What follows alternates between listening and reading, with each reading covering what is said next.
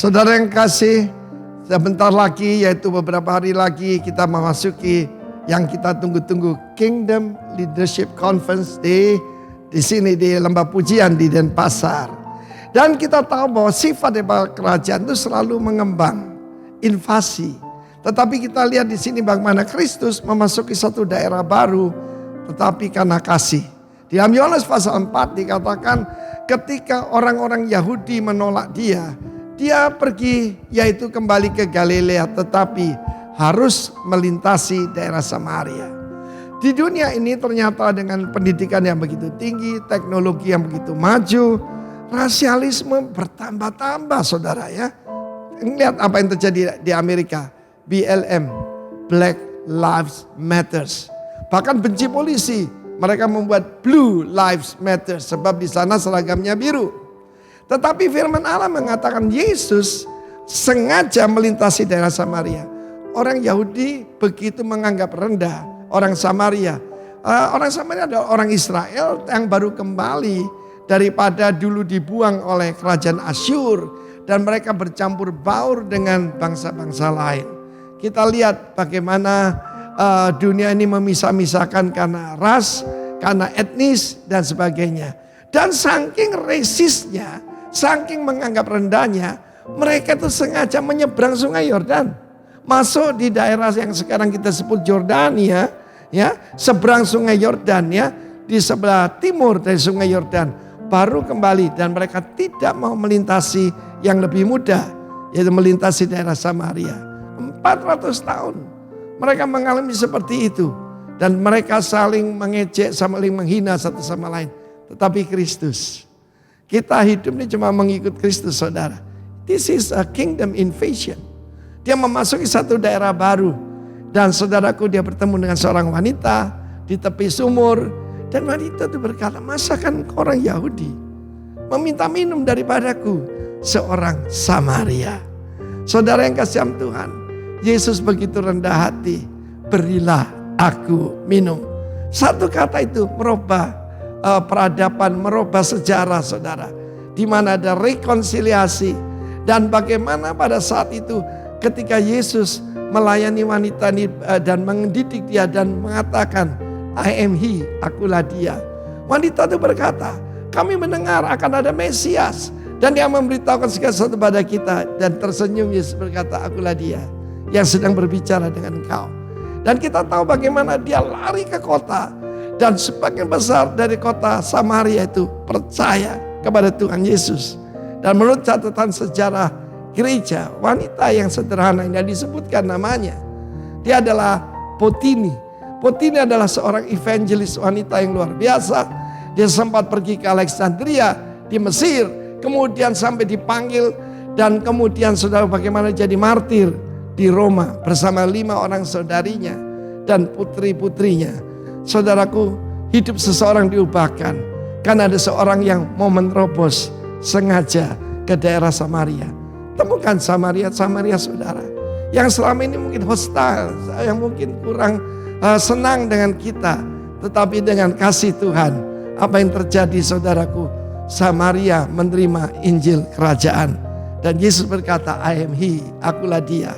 Perkenalkan Kristus kepada Samaria saudara. God bless you all. Yerusalem, Yudea, Samaria, baru ujung bumi. Tuhan memberkati kita semua. Amin. Kingdom Invasion.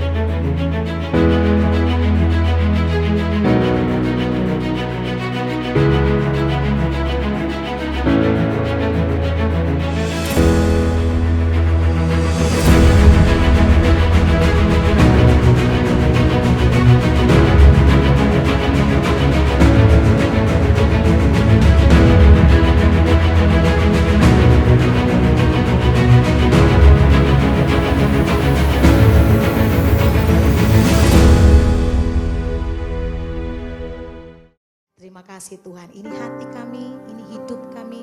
Kami mau memberikan segalanya Tuhan untuk Tuhan. Dan menikmati setiap kasih setia Tuhan. Terima kasih ya Bapa. Haleluya. Kami mengucap syukur Tuhan.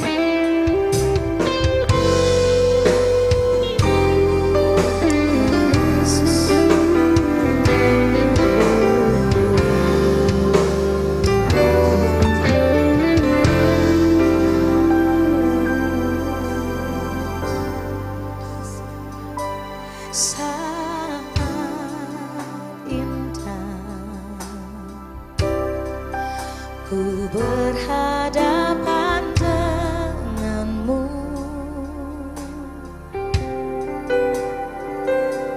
memandang wajahmu, Yesus kekasih jiwaku.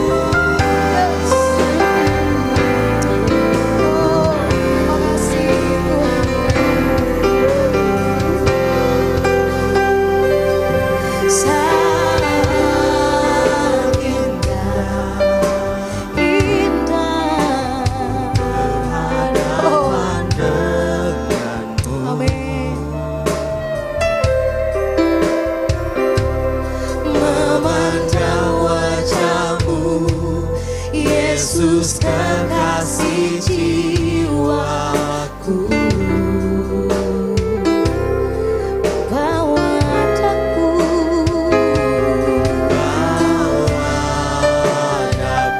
terang dalam kasih-Mu, Datanglah pelukanmu.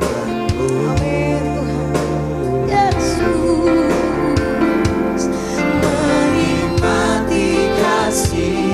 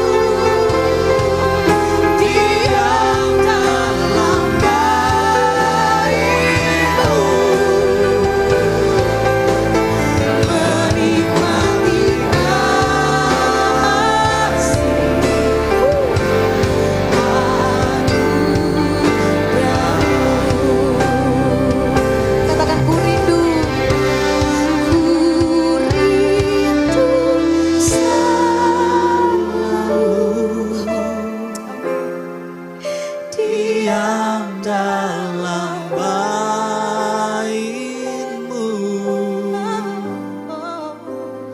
menikmati kasih, menikmati kasih anugerah-Mu. ku rindu, ku rindu, ku rindu Selalu yes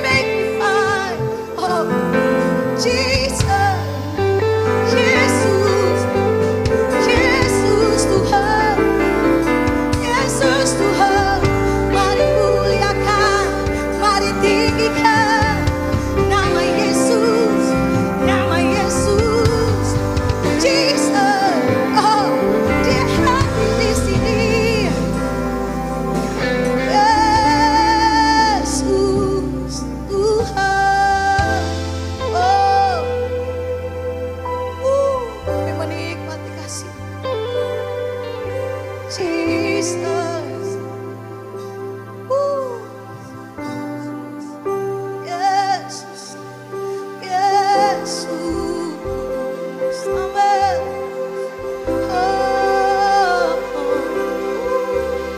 Mengalir kuasa-Mu, mengalir memenuhi tempat ini, penuhi kami Tuhan dengan hadirat-Mu, dengan cinta-Mu, kasih dan kebaikan-Mu Tuhan. Penuhi kami,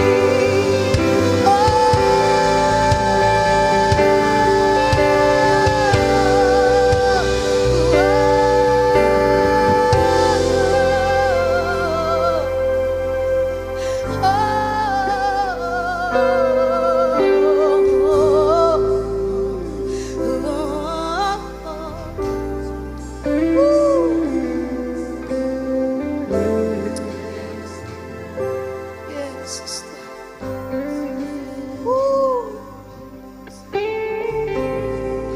amen, amen.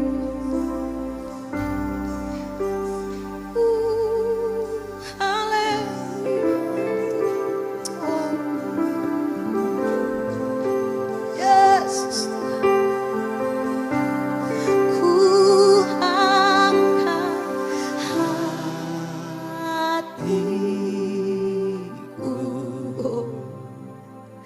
ku pandang kekudusan-Mu,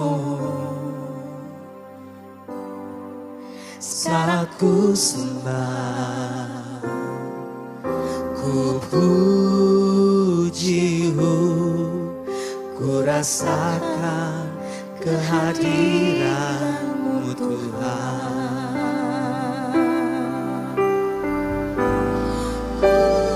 angkat hatiku,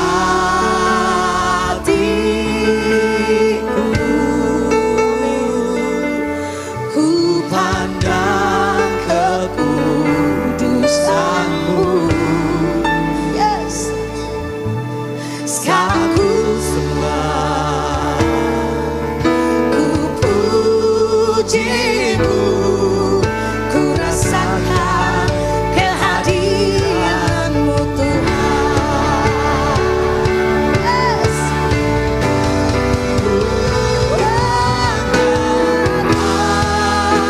hatiku, ku pandang kekudusan-Mu. Yes, sekarang ku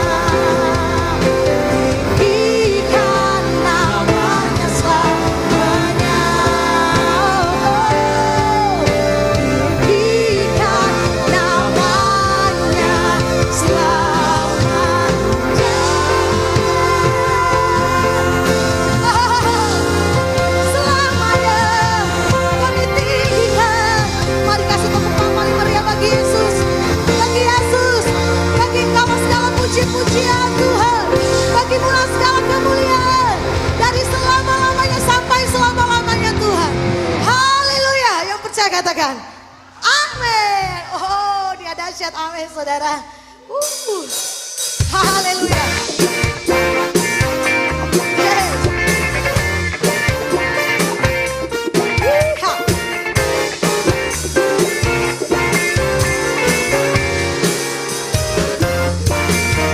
Sungguh alangkah baiknya, sungguh alangkah indahnya bila saudara semua hidup rukun bersama. Sungguh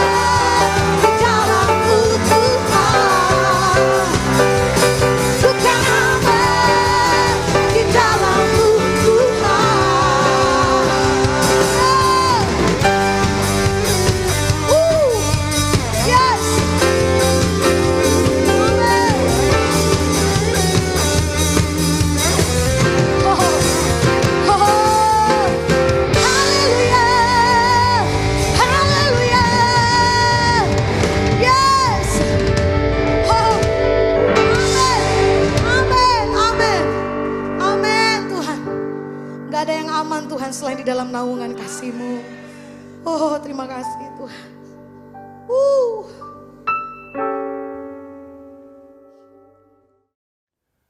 Shalom Bapak Ibu Saudara sekalian, selamat pagi. Senang berjumpa dan saya senang menyapa Bapak Ibu. Saya percaya Bapak Ibu dalam keadaan sehat dan penuh dengan anugerah kasih setia Tuhan.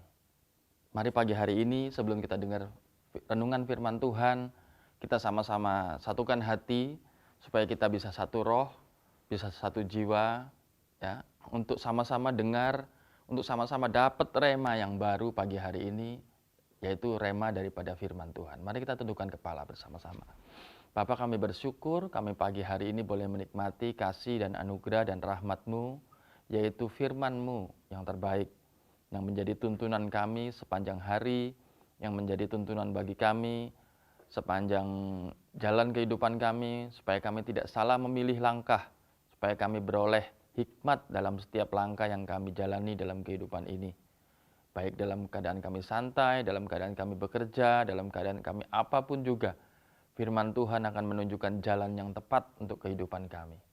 Dan bagaimana kami harus bersikap di dunia ini, kami beroleh hikmat daripada firman Tuhan. Terima kasih Bapa, semua eksistensi hamba-Mu terfasilitasi hanya untuk kebenaran firman Tuhan, dan biar nama-Mu saja yang dipermuliakan, dan biar firman saja yang keluar dari mulut hamba-Mu ini. Di dalam nama Yesus kami bersyukur dan berdoa.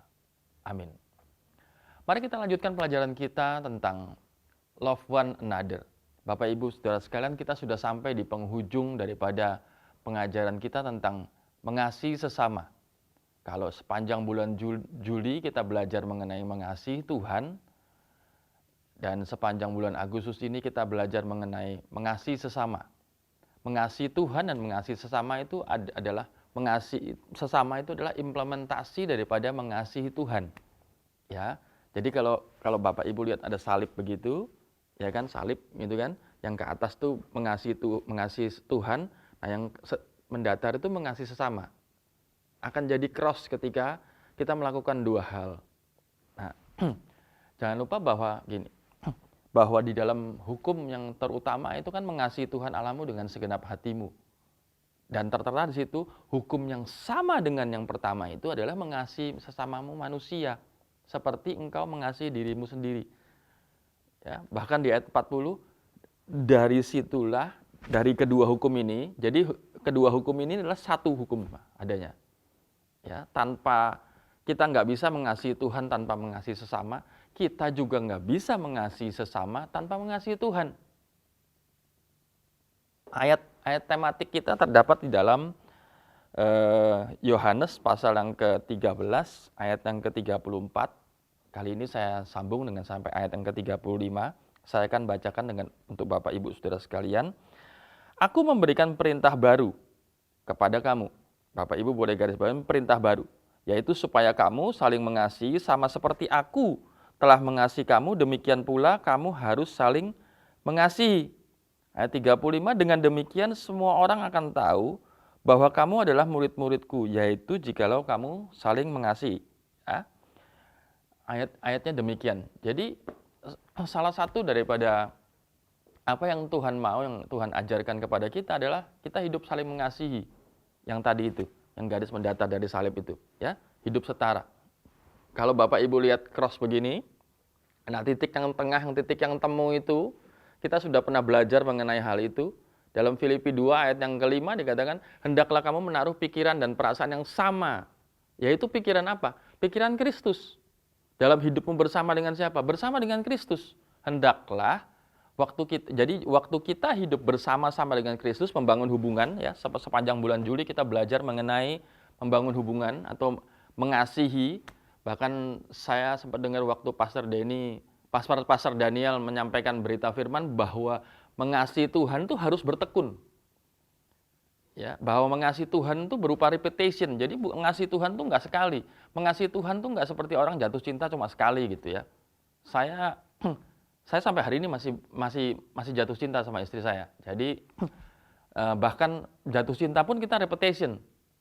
Ya, supaya kita dapat pewahyuan lebih lagi, cinta yang hari ini ya, semakin hari semakin mendalam gitu. Jadi kita harus bertekun mengasihi Tuhan. Demikian juga dengan kita lakukan. Jadi waktu kita taruh pikiran kita, perasaan kita, ya kita akan tahu apa mau Tuhan, apa yang ada dalam rasa Tuhan, apa yang ada di dalam pikiran Tuhan. Ya, bahkan firman Tuhan bilang gini, jangan-jangan kalau kita nggak tahu nih perasaan Tuhan, kalau kita nggak tahu pikiran Tuhan, apa yang Tuhan mau dalam kehidupan kita, jangan-jangan begini, ketika ada sesuatu yang seharusnya kita melakukan perbuatan baik, kita nggak melakukannya. Seperti yang firman Tuhan bilang, kapan kamu tahu aku lapar dan kamu kasih aku makan, kapan kamu tahu aku perlu baju dan kamu kasih aku baju, dan seterusnya dan semuanya hal itu. Itu jadi, ayo kita taruh pikiran kita, perasaan kita, untuk kita tahu dan kita bisa kerjakan apa yang Tuhan mau dalam kehidupan kita. Nah, coba kita kembali dalam pembacaan tematik kita, Bapak Ibu Saudara sekalian, dikatakan tadi saya minta Bapak Ibu untuk garis bawahi, yaitu kata perintah baru. Ya. Tentang hukum itu bukan hal yang baru. Jadi hukum mengasihi Tuhan itu di dalam kitab Ulangan pasal 6 itu juga tertera, kasihi Tuhan Allahmu dengan segenap hatimu dan dengan segenap kekuatanmu. Bahkan di dalam kitab Ulangan diajarkan kepada bangsa Israel itu untuk melakukan pada generasi selanjutnya. Jadi diwajibkan untuk mengajarkan hal itu kepada generasi selanjutnya. Jadi mengasihi Tuhan dengan segenap kekuatan itu dan dengan segenap akal budi, lantas kasih sesama, itu bukan sebuah perintah yang baru. Kenapa dikatakan perintah baru? Di dalam ayat ini dikatakan perintah baru itu adalah karena Tuhan lagi mau ngajarkan kepada kita ini perspektif yang baru. Di dalam perjanjian baru ini Tuhan lagi berikan kepada kita, kasihilah, yaitu supaya kamu saling mengasihi sama seperti aku mengasihi kamu.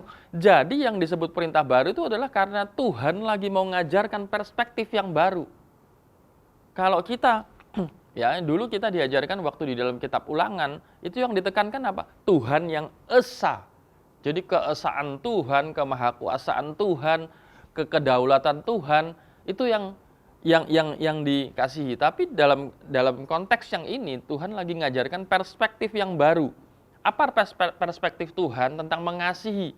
Ya, dikatakan sama seperti aku mengasihi kamu, demikian pula kamu harus saling mengasihi.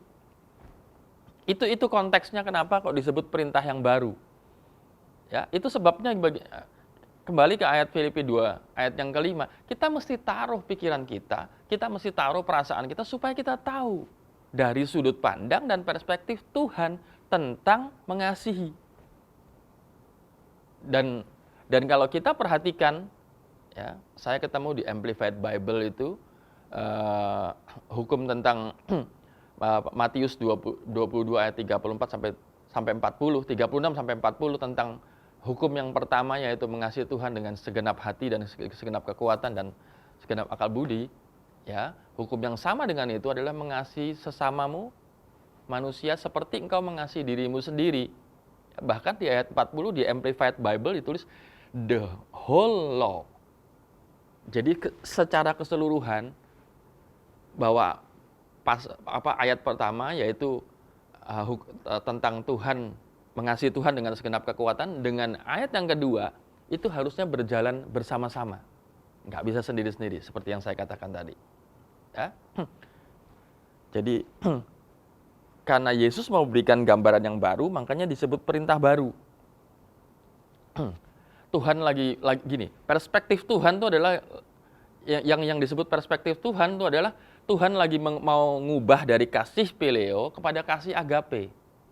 Ya, dari kasih manusia, ya tentang manusia nih kan, waktu di kitab Ulangan kan yang ditekankan tentang manusia, itu sebabnya harus diajarkan secara turun temurun dari generasi kepada generasi. Jadi tentang manusia yang harus fokus kepada Tuhan. Ya, tapi waktu Yesus mengajarkan hal ini, itu perspektifnya dari perspektif Tuhan, yaitu waktu Tuhan juga cinta sama manusia. Jadi Tuhan lagi kasih perspektif dari kasih manusia kepada kasih Allah. Sehingga kita tahu apa yang Tuhan mau kerjakan. Itu Tuhan lagi mau ngajarkan sama kita, gini loh caranya. Ya, ya. Jadi teladan terbaik dari cara kita mengetahui isi hati Tuhan itu adalah di dalam Yesus. Di dalam Yesus Kristus. Nah, sekarang kita akan pelajari mengenai apa sih ciri daripada kasih yang Tuhan ajarkan atau ciri kasih agape itu seperti apa. Ya. Contoh terbaik adalah dari Yesus sendiri. Yang pertama, kita lihat bahwa kasih agape itu adalah kasih yang tidak bergantung pada kondisi dan situasi. Yohanes 3 ayat 16. Itu satu-satunya, itu contoh bukti paling mutlak bahwa kasih agape itu tidak tergantung kondisi atau apapun. Ya, karena begitu besar kasih Allah akan dunia ini, Dia mengaruniakan anak yang tunggal supaya setiap orang yang percaya kepadanya nggak binasa. Roma 5 ayat yang ke-8 bilang gini, saya akan bacakan pelan-pelan. Akan tetapi Allah menunjukkan kasih-Nya, ya, yaitu tadi yang di Yohanes 3 ayat 16 tadi, karena begitu besar kasih Allah akan dunia ini. Di dalam dunia siapa aja? Saudara dan saya. Karena begitu besar kasih Allah kepada saudara dan saya, ya, dikatakan gini, akan tetapi Allah menunjukkan kasih-Nya kepada kita, yaitu dengan Yohanes 3 ayat 16 tadi, oleh karena Kristus telah mati untuk kita. Ketika, Bapak Ibu garis bawahi, ketika kita masih berdosa. Ya, bahkan saya masih ingat di bulan Juli kita diajarin salah satu kondisi kenapa kok kita harus kita harus mengasihi Tuhan adalah karena Tuhan sudah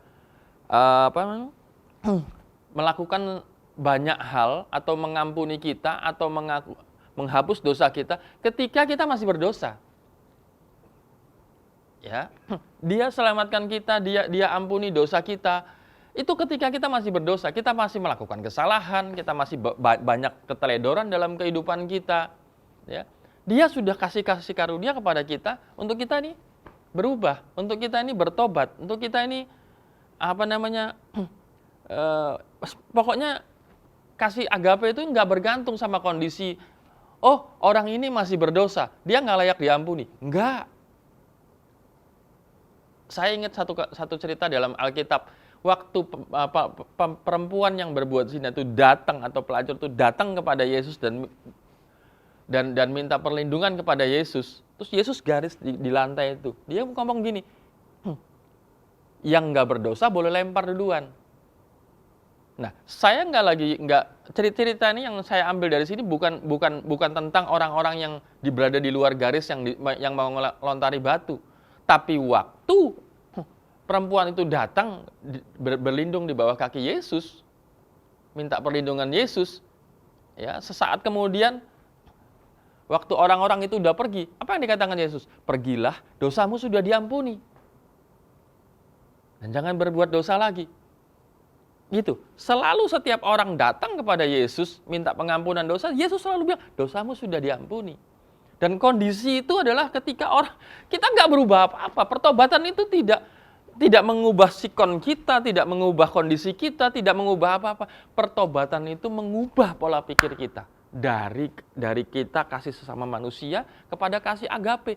Kasih karunia ilahi yang datang pada kita itu kasih agape. Yang kedua, dari sekian banyak ciri kasih agape Bapak Ibu ya. Pagi hari ini saya akan share 4 saja, bukan 40 atau 400. Ya, banyak sekali ciri kasih agape, tapi saya mengambil 4 saja, yang terpenting. Yang kedua adalah kasih agape memberi kita kemampuan untuk mendoakan. Ini senang. Ya, kasih agape memberikan kepada kita kemampuan untuk mendoakan, memberkati dan mengasihi orang yang membenci kita. Ya, menyakiti kita atau merugikan kita. Kita berbuat baik sama orang yang berbuat baik sama kita itu lumrah, dunia bisa melakukannya. Ya bahkan kita nggak usah diajarin pun orang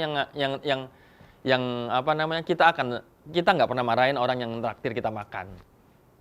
Ya, even ngajak makannya mungkin ya paling kita ngeluh aja, apa sih ngajak makan kok tempatnya beginilah, begitulah, dan sebagainya. Ya tapi kan kita nggak pernah marah-marah. Rata-rata kita selalu habis makan kita bilang thank you ya, gitu ya. Ya, kita senang sama dia, kita suka cita sama dia, kita melakukan hal yang baik ketika kondisi kita baik. Coba bayangkan kalau ada orang yang ngutukin kita. Bahkan ketika mobil kita dipepet aja rasanya kita pengen ngegas gitu. Ya, saya pun mengalami hal itu ketika kita mobil kita dipepet kah atau apa, jalan lenggang begitu, tahu-tahu dipepet orang, rasanya pengennya ngegas aja gitu ya. Tapi apa yang Yesus lakukan, yang Yesus kerjakan? Yesus diludahi, Yesus dipukul, dicaci maki, semua dialami sama dia, tapi dia nggak bikin apa-apa. Bahkan di kata-kata terakhirnya yang sangat luar biasa, dia bilang, Bapak ampuni mereka. Mereka itu siapa? Mereka orang-orang yang meludahi, orang-orang yang mencemooh aku, orang-orang yang tadinya hari-hari lihat apa yang kuajarkan yang baik adanya, lihat mujizat, sekarang mereka berbalik mencaci maki, melempari, ya, menuduh, bahkan menyiksa. Itu yang dikatakan mereka. Mereka tidak tahu apa yang mereka perbuat. Dia bilang sama bapaknya, Bapak ampuni mereka sebab mereka nggak tahu apa yang mereka perbuat. Nah, kasih agape nunjukin kita seperti itu. Yang Yesus lakukan, yang Yesus kerjakan, yang Yesus teladani kepada kita, yang ini. Ya. Supaya kamu saling mengasihi. Seperti apa? Aku mengasihi kamu. Bagaimana cara aku mengasihi kamu? Yesus mengasihi kamu dengan memberikan teladan.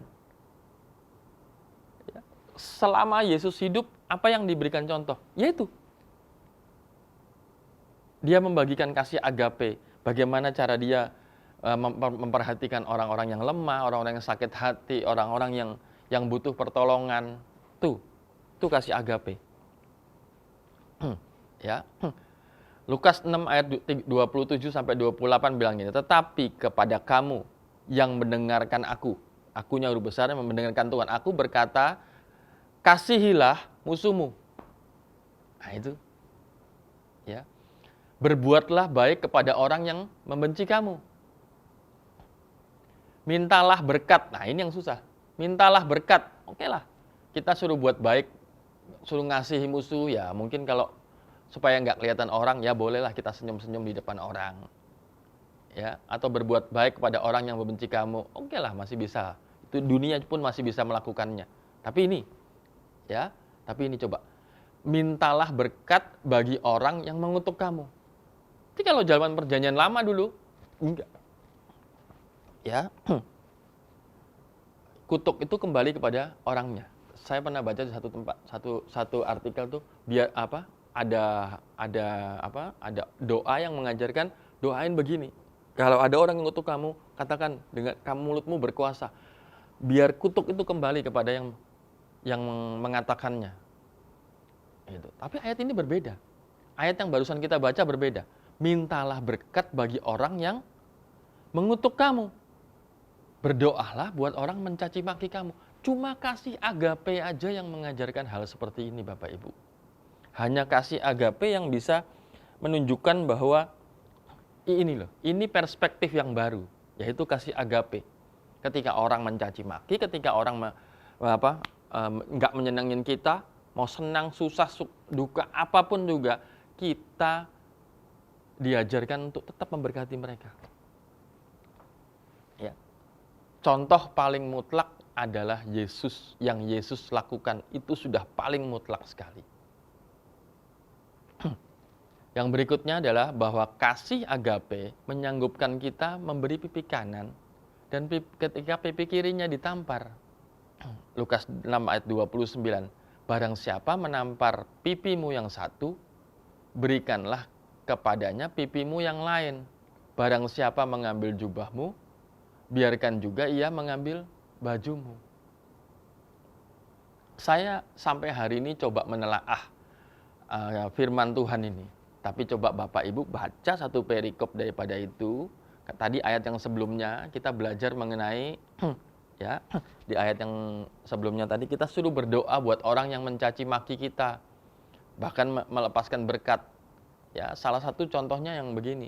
Jadi bukan berarti kalau kita ditempeleng sini terus kasih, sebelah lagi gitu. Itu namanya ngejek Bapak Ibu. Ya percayalah, pasti kalau kita lakukan itu, yang ada di lawan kita akan tambah panas dan kita pasti tempeleng sebelahnya lagi. Ya itu bukan berarti bahwa kita nggak lakukan firman Tuhan. Nggak apa-apa toh, aku ditempeleng kanan kiri toh firman Tuhan bilang begitu.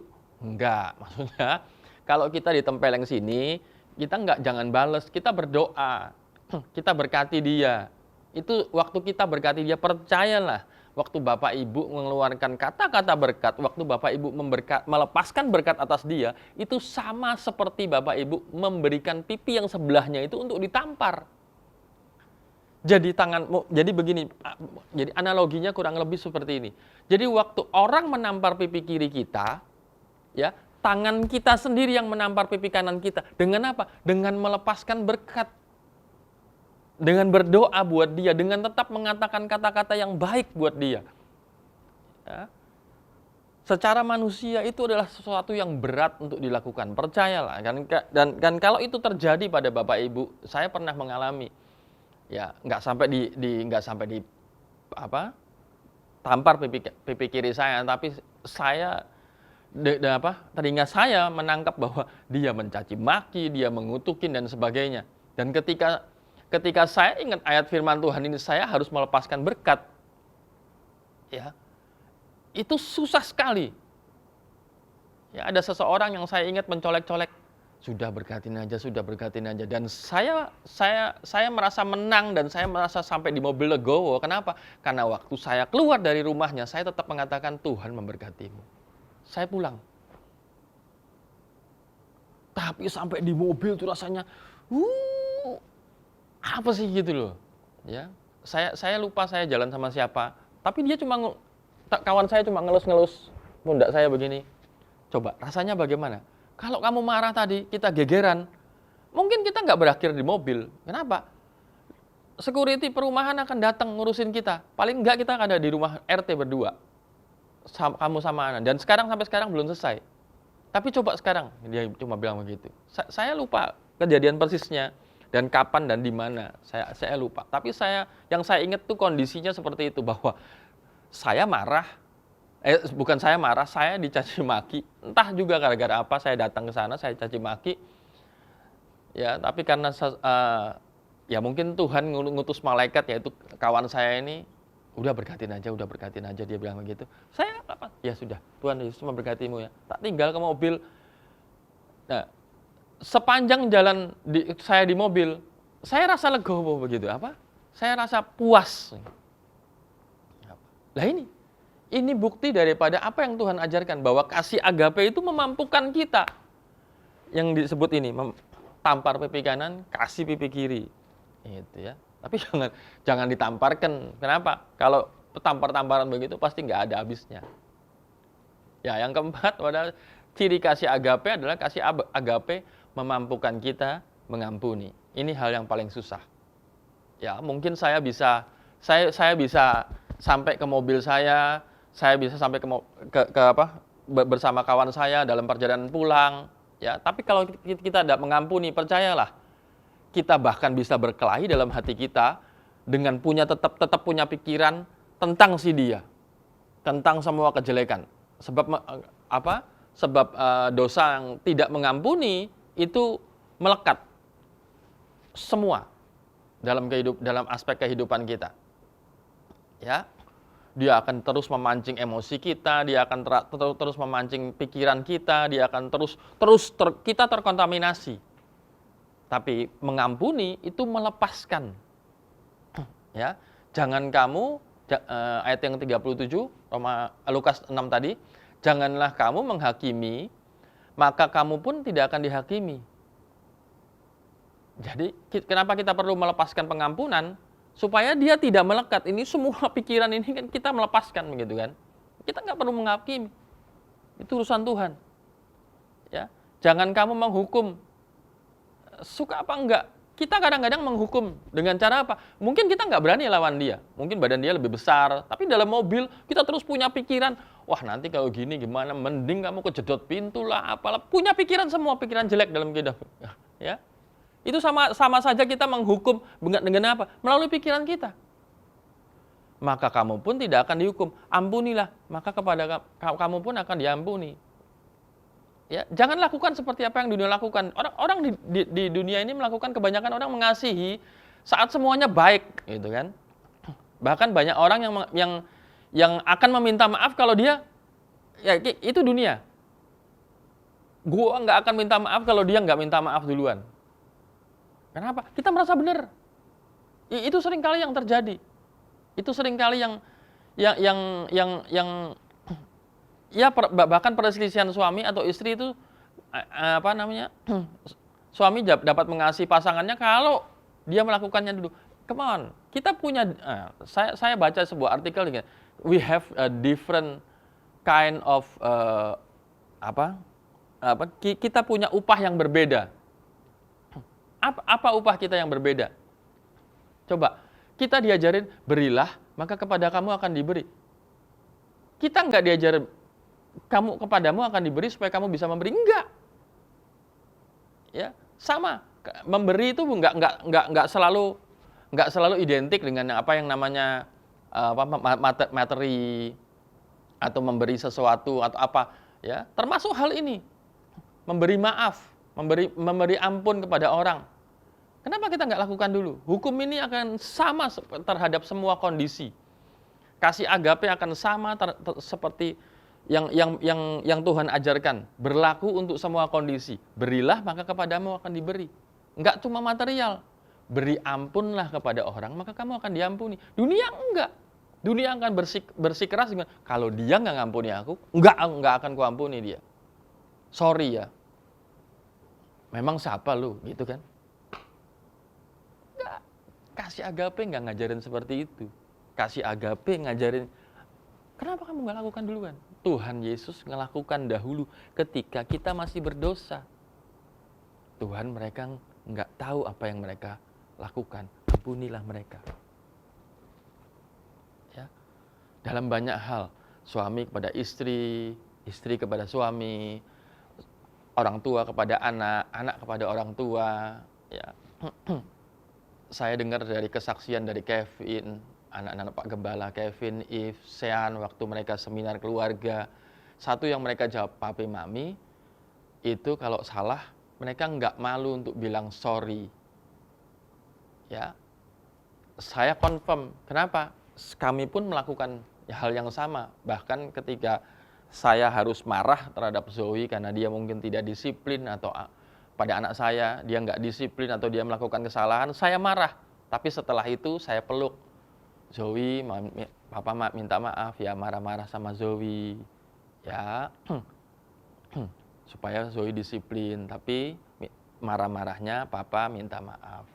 Saya ngajarin sama anak saya nggak malu minta maaf. Kenapa? Karena saya belajar dari belajar dari pemimpin saya, belajar dari orang tua saya, dari orang tua rohani saya, dan dari firman Tuhan. Ya, kita harus lakukan lebih dulu. Berilah, maka kepadamu kamu akan diberi. Satu takaran yang dipadatkan, digoncangkan, dan melimpah keluar. Ketika kita memberi, kita akan dapatkan yaitu hati yang legowo. Saya suka sekali ayat itu. Ya. Jadi kenyataannya hidup dalam kehidupan sini pasti ada aja konflik yang timbul.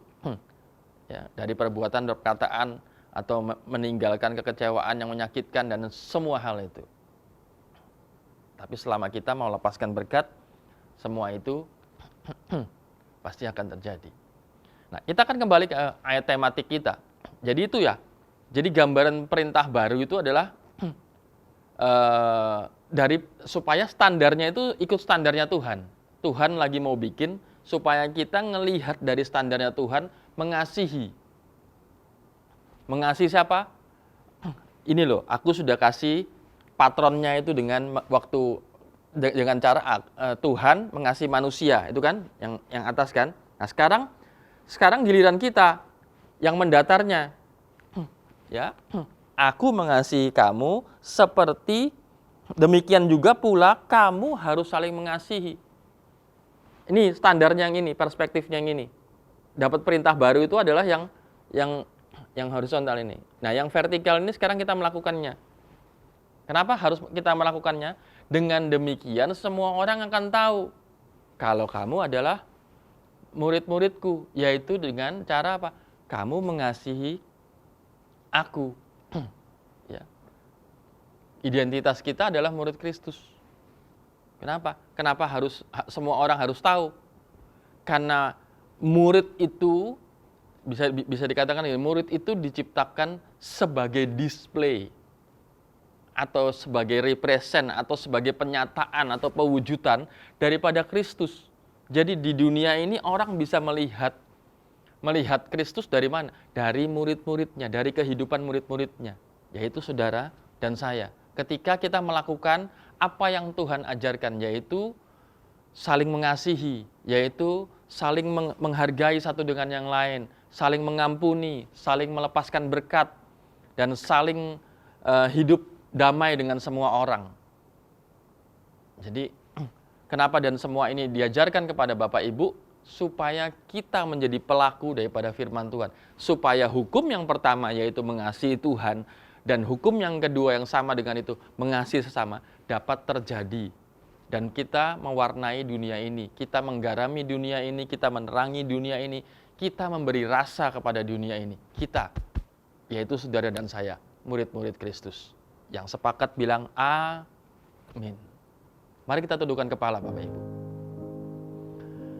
Bapak, kami bersyukur kalau pagi hari ini kami boleh menikmati perenungan firman Tuhan yang luar biasa, yang ajaib, yang juga mengajar bukan cuma jemaat-Mu yang sedang menonton dari secara online dimanapun mereka berada, tapi hamba-Mu juga menikmati akan adanya firman dan rema yang semuanya itu adalah ajaib dan dahsyat. Tuhan memberikan kita tuntunan dalam sepanjang hari, bahkan sepanjang masa kehidupan kita.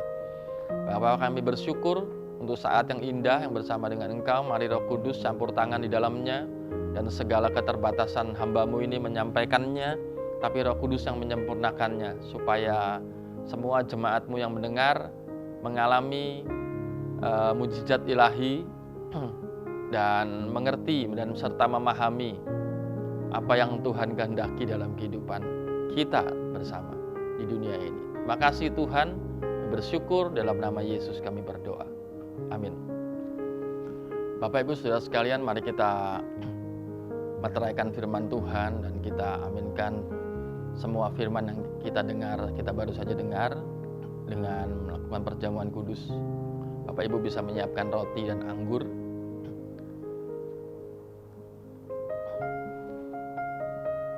Mari kita angkat roti di tangan kanan kita lebih tinggi dari kepala. Kita melakukan ini karena 3 hal. Yang pertama, aku telah disalib bersama dengan Yesus. Tubuh dan darahnya adalah makanan untuk roh manusia, supaya kita tidak menjadi lemah dan putus asa. Dengarkan firman Tuhan, apa yang kuteruskan kepadamu telah aku terima dari Tuhan, yaitu pada malam waktu Dia diserahkan, mengambil roti, memecah-mecahkannya dan berkata, inilah tubuhku yang dipecahkan bagi kamu, makanlah ini menjadi peringatan akan aku.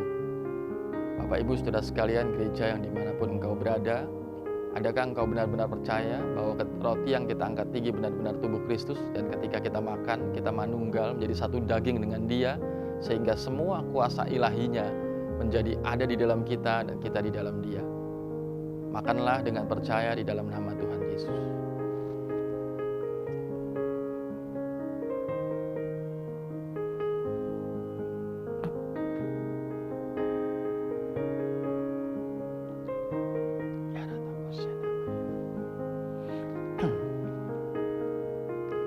Demikian juga Dia mengambil cawan sesudah makan lalu berkata, inilah darahku, perjanjian baru yang dimeteraikan oleh darah Kristus. Perbuatlah ini setiap kali kamu minumnya menjadi peringatan akan aku. Dan adakah juga Bapak Ibu Saudara sekalian gereja yang dikasihi Tuhan, engkau percaya bahwa cawan yang kita angkat tinggi di atas kepala kita adalah benar-benar darah Kristus yang memulihkan, yang menyembuhkan, yang memberikan jalan keluar, yang memeteraikan dengan perjanjian baru antara manusia, antara kita Bapak Ibu Saudara sekalian dengan Tuhan. minum dengan percaya.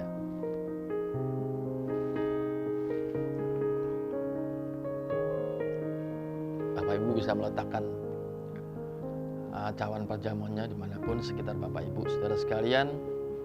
Mari kita ambil saat teduh sejenak.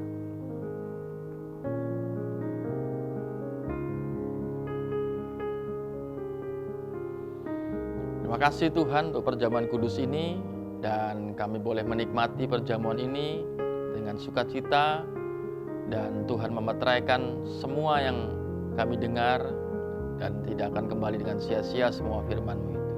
Terima kasih Tuhan, dalam nama Yesus kami berdoa. Amin. Bapak Ibu saudara sekalian bisa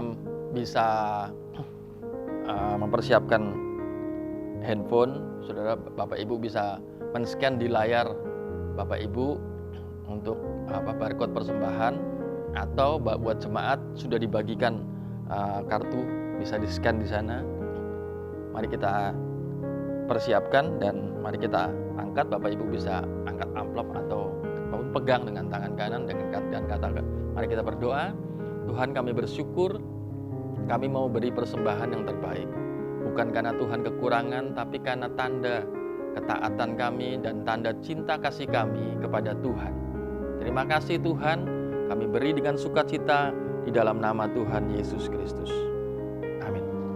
Mari kita berdiri bersama-sama dimanapun Bapak Ibu berada. Kita akan berpisah. Bapak Ibu bisa melakukan aktivitas selanjutnya dan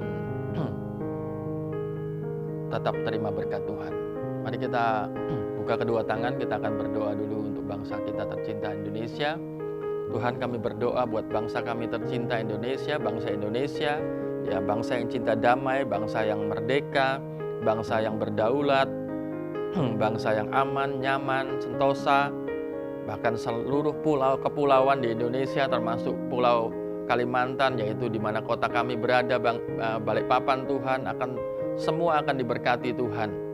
Semua aparat pemerintahannya, baik itu presiden, wakil presiden, semua aparat pemerintahan, bahkan juga wali kota di Balikpapan, Tuhan memberkati, memberikan kesehatan, memberikan kedaulatan-Mu, memberikan hikmat-Mu atas hamba-hamba-Mu ini yang duduk dalam pemerintahan, supaya mereka memerintah bukan dengan tangan besi, bukan dengan motivasi keuntungan pribadi, tapi benar-benar menjadikan berhikmat untuk memeratakan pembangunan, untuk melihat segala yang baik, untuk melakukan segala yang baik untuk kota tercinta, bahkan untuk seluruh bangsa Indonesia ini.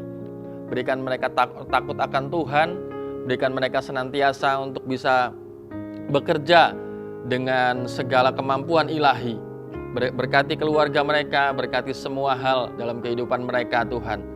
Terutama mereka punya takut akan Tuhan, sehingga mereka tidak akan melakukan hal-hal yang di luar daripada itu. Terima kasih Bapa. Kami berdoa juga untuk Rock Gateway, Tuhan yang sudah tetapkan, Tuhan sudah berikan lokasinya, Tuhan sudah berikan tempatnya. Kami percaya akan terbangun dengan kasih karunia Tuhan. Kami percaya bahwa semua akan tersedia dengan kasih karunia Tuhan. Dan kami percaya bahwa akan ada banyak hal akan terjadi dari Rock Gateway. Tuhan yang pimpin, Tuhan yang taruh roh-Mu di tempat itu, dan Tuhan yang akan menyatakan kemuliaan dari tempat itu. Terima kasih Bapa, terima kasih Tuhan. Kami percaya bahwa kami akan terima berkat Tuhan, sebab adalah kehendak Tuhan Kau semakin naik dengan tidak turun. Jadi diberkati keluar masuk-Mu mulai sekarang sampai selama-lamanya, jadi kepala dan bukan ekor. Mari kita genggam erat kedua tangan kita. Mari kita perkatakan iman, ya. Apa saja yang aku kerjakan dengan tanganku ini pasti diberkati sehat dan beruntung. Apa saja yang aku kerjakan dengan tanganku ini pasti diberkati sehat dan beruntung. Apa saja yang aku kerjakan dengan tanganku ini pasti diberkati sehat dan beruntung. Mari para imam tumpang tangan di atas kepala anak istri, dan terimalah berkat Tuhan. Tuhan memberkati engkau, Tuhan melindungi engkau, Tuhan menyinari engkau dengan wajahnya dan beri engkau kasih karunia. Tuhan menghadapkan wajahnya kepada engkau dan melimpahkan shalom, damai sejahtera, sukacita berlimpah mulai sekarang sampai selama-lamanya. Tuhan Yesus memberkati. Selamat hari Minggu, selamat menikmati berkat-berkat Tuhan, dan percayalah bahwa Tuhan senantiasa mengasihi kita semua. Shalom.